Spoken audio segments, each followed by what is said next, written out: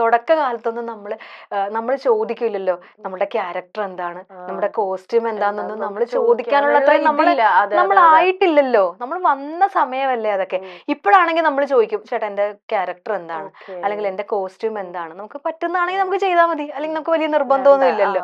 പക്ഷെ ആ സമയത്തൊന്നും നമ്മളിപ്പോ ചിലപ്പോ നമ്മളുടെ ബുദ്ധിമുട്ട് കാരണം നമ്മൾ പറയും കുറച്ച് പൈസ അഡ്വാൻസ് ഇട്ടേക്കണം എന്ന് പറയും. അപ്പൊ അവർ അഡ്വാൻസും തന്നിട്ടുണ്ടാവും. ചിലപ്പോ നമുക്കത് തിരിച്ചു കൊടുക്കാൻ ആ സമയത്ത് പറ്റുന്നുണ്ടാവില്ല.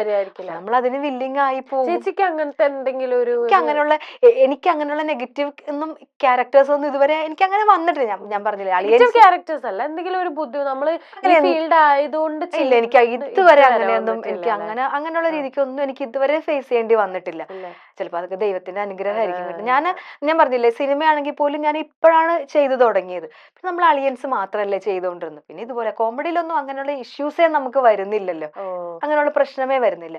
പിന്നെന്ന് വെച്ച് കഴിഞ്ഞാൽ അളിയൻസ് കഴിഞ്ഞ് ഇപ്പൊ സിനിമയാണെങ്കിലും ഇങ്ങനെയുള്ള ക്യാരക്ടേഴ്സ് അല്ലേ. അപ്പൊ ഇനിയിപ്പോഴാണെങ്കിൽ നമുക്ക് ചോദിക്കാം, ചേട്ടാ ഇപ്പൊ സിനിമയ്ക്ക് വിളിക്കുന്നവരോട് ഞാൻ ചോദിക്കും, ഒരു സീനേ ഉള്ളെങ്കിലും എനിക്ക് എന്തെങ്കിലും ചെയ്യാനുണ്ടാവണം. അത് ഞാൻ ചോദിക്കും. എന്തെങ്കിലും ഇപ്പൊ ഒരു സീൻ മതി, നമുക്ക് ഒരുപാട് സീനിലൊന്നും നിറഞ്ഞു നിൽക്കണമെന്നില്ല.